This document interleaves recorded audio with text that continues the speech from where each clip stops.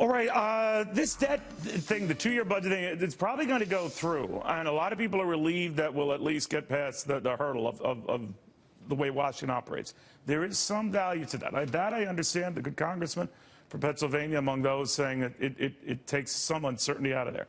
But here's what's very certain, that it doesn't address any of the problems we have. Any of the run-on spending that we have doesn't remotely address entitlements, doesn't remotely address the growth in spending. In fact, it grows at another $80 to $100 billion in the next 2 years. So you can understand why a small business owner, New York State Assemblywoman Claudia Tenney, is worried. You have a business. You have to stick to a budget. These guys just got a 2-year pass not to have to do the same, I think. What do you make of that? They're kicking the can down the road. They need to grow a backbone.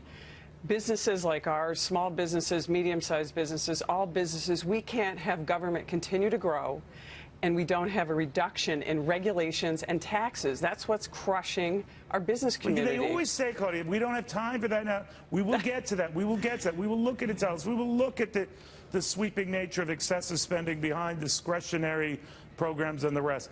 It's always like, we'll get to it, and they never do. They never do. Left and right, by the way, both sides. I agree. The Republicans starting to sound like Democrats.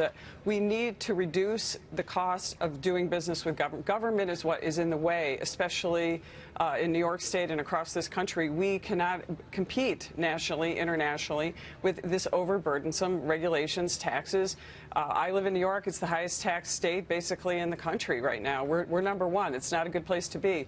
We need to take the hard decisions now, not pass this down the road. As I said, kicking the can down the road. We're looking at 2025 before we even start talking about spending cuts. Most of us will be retired. I hope I'm here. This is insane. This is insane. You know, it's interesting, too. This is a budget that's so desperate for money. Both sides are so desperate to find money. They've done something that is very much akin to looking for spare change underneath couch cushions by opening up the Strategic Petroleum Reserve, which is reserved for emergencies for a reason, just to sort of pay bills, I think. And that kind of alarms me.